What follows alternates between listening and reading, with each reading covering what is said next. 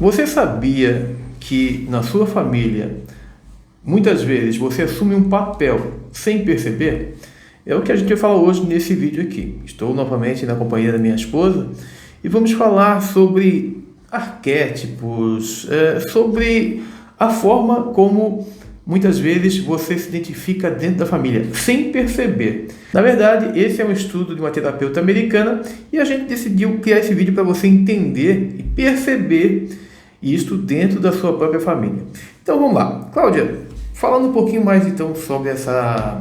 Qual seria o termo melhor para usar aqui, desse conceito? Porque existem 4 conceitos que estão muito bem definidos em qualquer família e você vai identificar isso na sua. Qual seria? Na verdade, o ser humano, quando ele vem ao lar ali, ele percebe aquilo que já está composto. Então, se um filho vem numa família onde os pais são inteligentes, de repente, ele vai assumir um papel, porque é como se todos estivessem sempre assumindo um papel. E aí, o filho, ele vem numa família, se os pais são inteligentes e são muito, até mesmo cultos, ele às vezes vai fazer o papel de cuidador, ou de doente, ou de rebelde. Então ele vai escolher, Você já vai entender o que a gente está falando aqui, tá? Eu só quero que você entenda o seguinte. Desde o momento que a gente nasce, a primeira coisa que parte da nossa essência é fazer parte do meio que a gente vive, ser aceito. Isso, né? ser aceito. Então, nessa, vamos dizer assim, nessa construção, muitas vezes a gente adota uma forma de se fixar, não seria fixar, se relacionar com o meio, certo? É sobre isso que a gente vai falar. Então, segundo essa terapeuta americana, existem aí 4 perfis que são usados para se encaixar na família, por exemplo. Isso. E vamos falar, Claudinha, sobre cada um deles, para você entender aqui. Tu já falou sobre os 4, só repete para a gente se entender. Sim, sempre tem 4, né? Esses 4 podem até se modificar dependendo da situação familiar. Quais são os 4? Os 4 são o inteligente, o rebelde, o doente e também tem o cuidador, né? Então sempre vai haver um fazendo esse papel dentro de uma família. Se essa família é composta de 4 pessoas, ou quem sabe 4 filhos, os 4 terão papéis semelhantes. E se você for analisar até a sua própria família, você vai perceber dentro da sua família esses papéis. Geralmente o primeiro filho é o filho às vezes que é o inteligente. Então quando vem o segundo fica sendo o cuidador ou o doentinho, é aquele que fica sempre no meio ali sendo o apaziguador, né? Então vamos começar a falar aqui de cada um especificamente, tá? De cada papel aqui que a pessoa assume dentro da sua família, mas não tem uma ordem definida, tá? Se você tiver uma família, você vai ver que pode alterar, tá? Então, não tem uma ordem, a gente começar aqui falando de cada um dos papéis, mas não tem uma ordem definida na família. O primeiro pode ser o rebelde, outra hora pode ser o inteligente, que isso varia muito. Mas vamos começar aqui então pelo inteligente. O que acontece, Cláudia, então, o que leva uma criança, um jovem, a pessoa a fazer papel de inteligente na família? O inteligente na família sempre será aquela criança que ela já percebe que ela tem muita habilidade com números ou com as matérias realmente que ela vem estudando, que ela sempre tira notas boas, que ela está sempre em vantagem, sendo sempre elogiado na escola, está sempre realmente, todo mundo diz, ai que inteligente, né? Então essa criança ela já vem desde pequenininha sendo treinada e ela vai pegando esse papel realmente porque ela percebe realmente que ela tem habilidades ou até mesmo tem jeito para as contas, para encaixes, né? Já do próprio, vai lá, bota um quebra-cabeça, ela dá conta de fazer aquele quebra-cabeça, ela dá conta de jogar joguinhos, que são de lógica, então ela se torna o inteligente da família. Essa questão é só uma dúvida. Essa questão de alguma forma tem relação com o cuidado dos pais, a atenção dos pais? De alguma forma, ou a criança ou a pessoa se identifica com alguém da família, tem alguma coisa a ver ou não? Não, porque na realidade, né, Valdir, se a gente for para pensar, a inteligência a gente nasce com ela, não seria Sim. esse o caso. É que a criança ela pega esse perfil porque realmente todos nós temos a nossa inteligência. Mas alguma coisa instiga ela a fazer isso? Instiga ela, sim. E acredito que até mesmo porque como às vezes, né, geralmente é o primeiro, sim, tá? É lógico que vai se observar, né, e tentar de todas as formas fazer com que essa criança use a sua inteligência, perceba a sua inteligência. Uma das coisas que você pode notar, talvez seja o caso da sua família, se for o caso do mais velho ser o inteligente, é que geralmente os outros irmãos, eles se identificam muito e acabam meio que, não idolatrando seria a palavra correta, mas se espelhando muito no mais velho. Sim. Exatamente por essa característica da questão de buscar a inteligência, tá? Então, é algo que... Geralmente é o primeiro, né? Geralmente, em quase todas as famílias, o mais velho às vezes é o mais inteligente, até porque é ele quem vai primeiro fazer o primeiro vestibular, é ele quem vai pegar os primeiros empregos, ele abre o caminho, e o restante vai se espelhando, obviamente, né? Só que cada um sempre faz um papel diferenciado, né? Pode também, às vezes, a pessoa trocar de papel também, tá? Agora eu te pergunto, falou a questão de ser diferenciado. Então, por exemplo, eu nasci na família, já vi que meu irmão lá é mais inteligente, assim, busca inteligência. Por que eu cairia com, que é o segundo tópico que a gente falar agora, se é papel, né? A questão do cuidador. Por que eu cuidaria de cuidador? Eu não poderia ser inteligente também? Claro que poderia. Aí tá, poderia, porém, como geralmente nas famílias está sempre em busca de elogios e de até mesmo, né, de aceitação. Sim. A criança ela fica em busca de ser aceita de alguma forma. Então, como ela chega, o papel do inteligente já está ocupado, ela vai pegar o papel que lhe cabe, né? Ela vai então entrar ali no papel do cuidador. Mas aí assim, do cuidador, cuidar de quem? Cuidar bem da casa, cuidar às vezes da mãe que não está muito bem, fica dizendo deixa que eu faço, sempre é amável. É aquele que está sempre ali disposto a ouvir. É aquele que está disposto sempre a chorar contigo. Isso, é o amadinho, né? O amadinho da família, né? Tá sempre... vai percebendo a sua família. Já tem o inteligente, repara que tem sempre um que quer se destacar e tem aquele que está sempre preocupado com... olha para ti, você está num dia ruim, assim, o que foi? O que aconteceu? Quer saber? Aconteceu, isso. Ela entra realmente nesse papel, né? E o mais interessante é que, assim, de novo falando, todos nós nascemos com essas sensibilidades. Sim. O detalhe é que quando se chega numa família, cada um pega aquela sensibilidade, né, que lhe caber, né, que fica melhor, para não ficar competindo com o outro. Porque, na verdade, não deveria, de forma alguma, né, quando a gente tem famílias, não se deveria de forma alguma entrar em competição, de os filhos ficar competindo espaço ou amor, né? Deveria sempre, essa deveria ser a via de regra, de todos fazerem papéis realmente de bom cidadão e nem precisar ficar, né, nessa loucura, esse é o mais inteligente, esse é que mais, porém esse é o mais amável, né? Olha, a gente está falando muito aqui da questão dos filhos, mas entenda, tá? É família. É família. Ou seja, esses papéis aqui podem ser também dos pais, do pai, da mãe. Tá? Então, coloca bem isso, começa a reparar na sua família, quem está fazendo papel aqui, que a gente já falou agora, de inteligente, quem é o cuidador. Lembrando que pode ser mais de um. Sim. Certo? Então, agora vamos falar um pouquinho, já tem um inteligente, tem um cuidador, vamos falar o papel de doente, porque na família tem sempre um que parece que... Sempre tem um que está sempre doente. Adora a farmácia. Isso. Na realidade, então, o doente, quando ele chegar na família, né, e já tiver ocupado o papel de inteligente e também do cuidador, ele vai ser o doentinho da família. E daí, claro, isso pode variar, pode ser até a mãe ou o pai. Mas o doente, eu acho que o principal dele é falta de atenção, quando ele busca atenção, o que é? O doente, geralmente, ele na verdade, é a pessoa de baixa estima, né? Vitimista? Então, isso também. Então, vai estar sempre...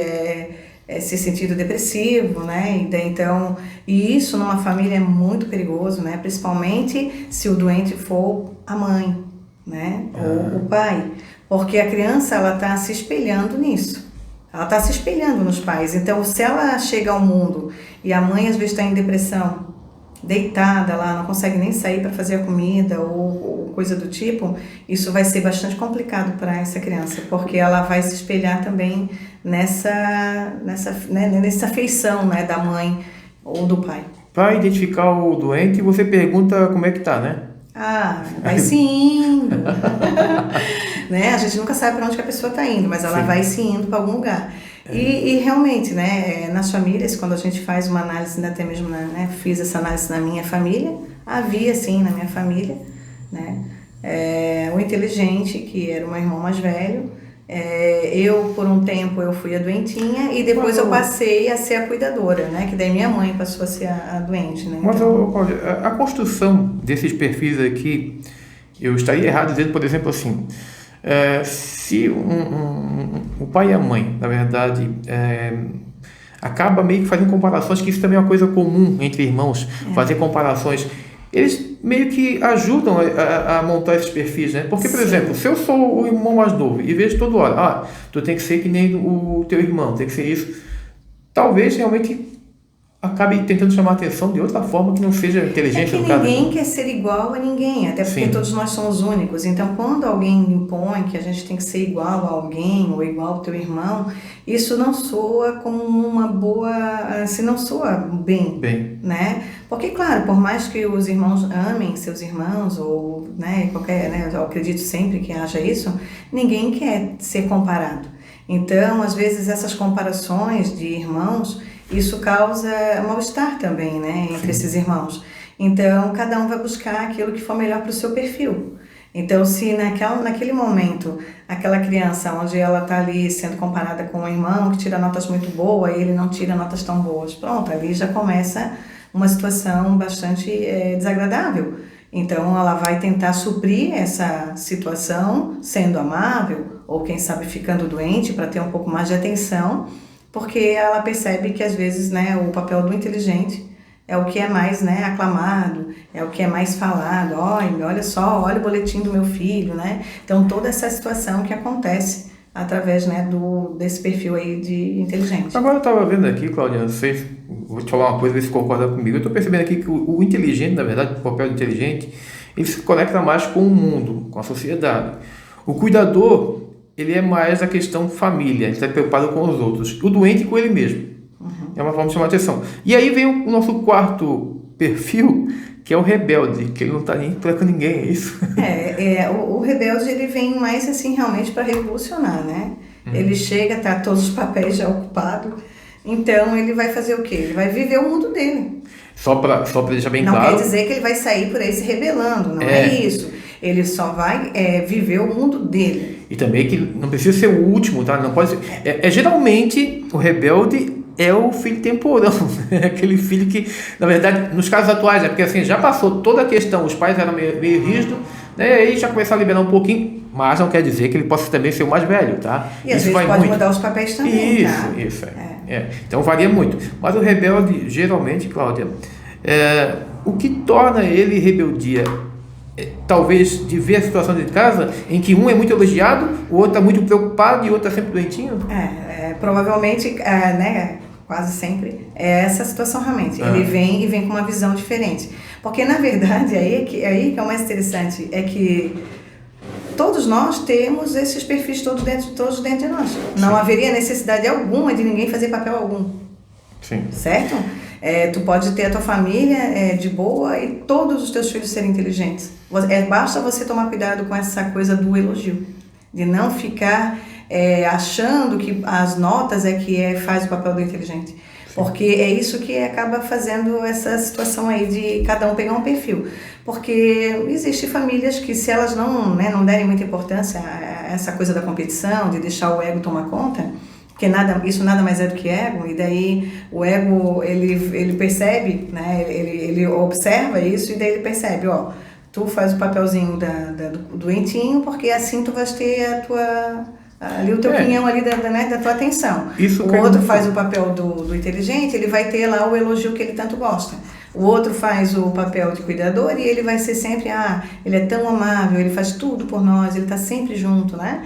E o rebelde é aquele que, claro, é o que geralmente é o que sai de casa, às vezes pode sair até mais cedo de casa, pode ser também aquele que as pessoas vão dizer assim, nem liga, nem quase lhe dá as caras por aqui, mas é que ele vive mais sem apego, ele não tem a necessidade, ele percebe assim, eu não tenho necessidade de ficar fazendo papel algum.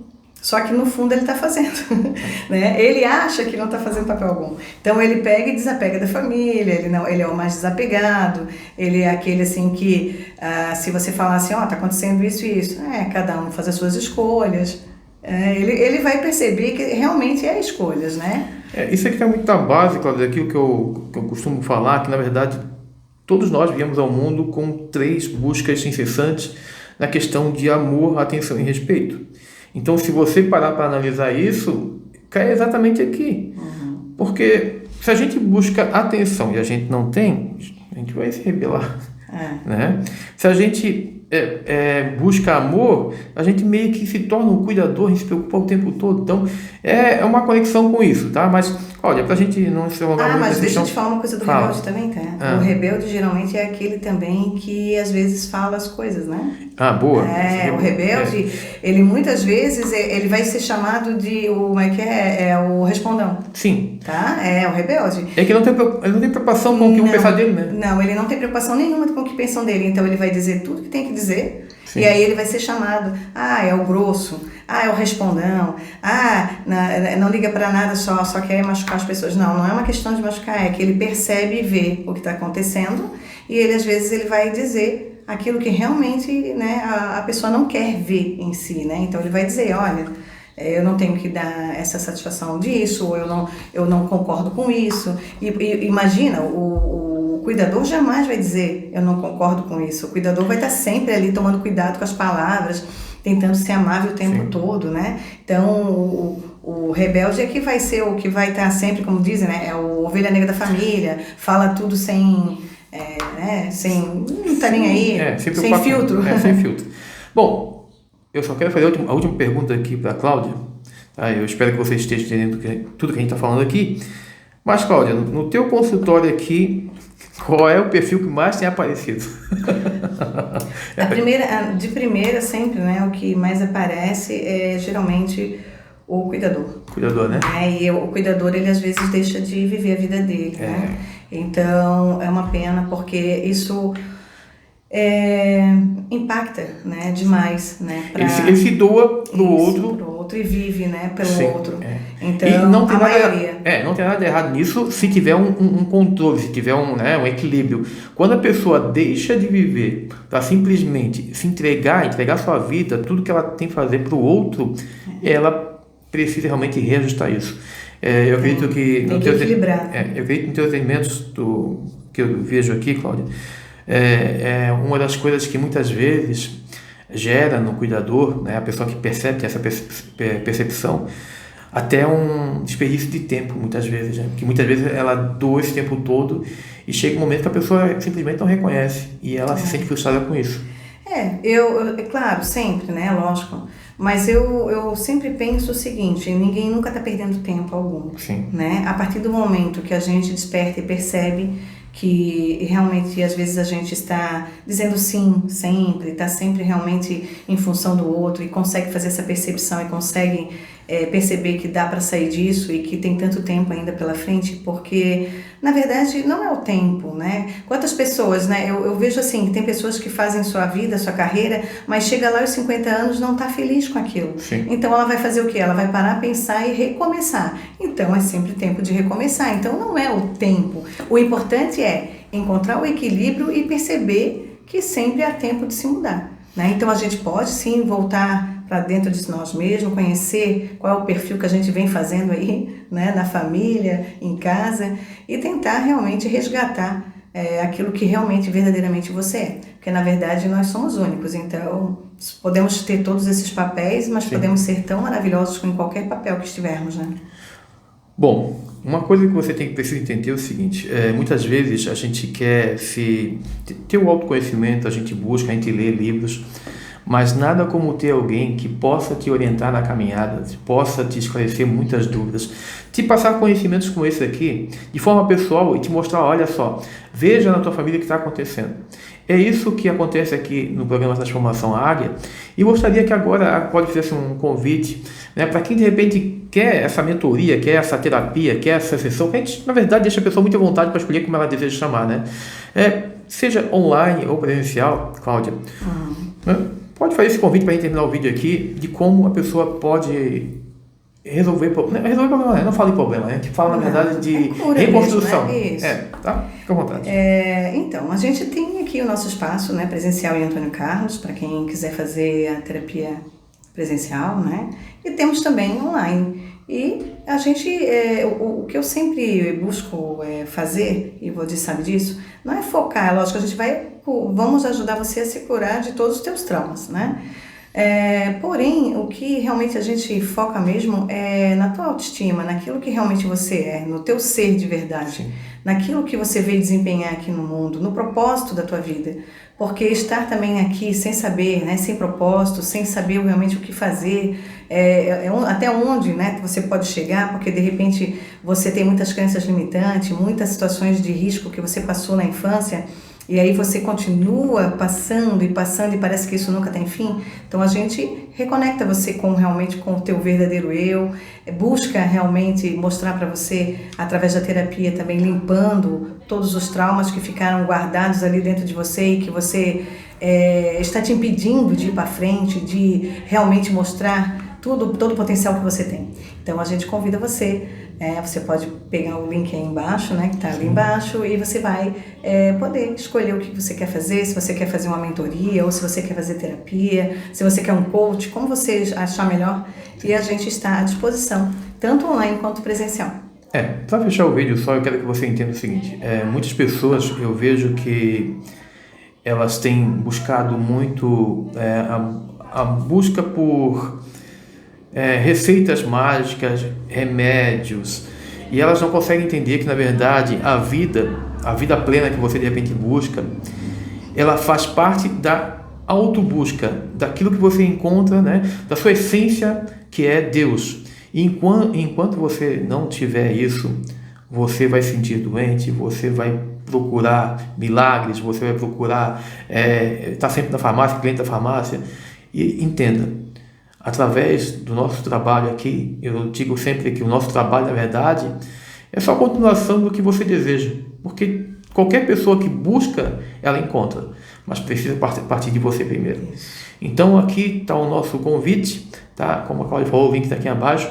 Eu espero que você deixe aqui seu comentário, comenta aí se você consegue ver isso na sua família e de repente até qual papel você está fazendo hoje, tá bom? Isso. Nossa gratidão. E também, assim, né, Valdir, quem sabe você queira que a gente fale sobre algum assunto específico. Importante. Deixa ali embaixo qual assunto você gostaria que a gente conversasse, né? Fizesse um vídeo para expor aquilo que você tem dúvida, porque também seria muito importante, isso é muito bom, a gente interagir e você saber um pouco mais sobre, às vezes, alguma dúvida que você tem sobre determinado assunto. É isso. É isso aí. Gratidão. Gratidão.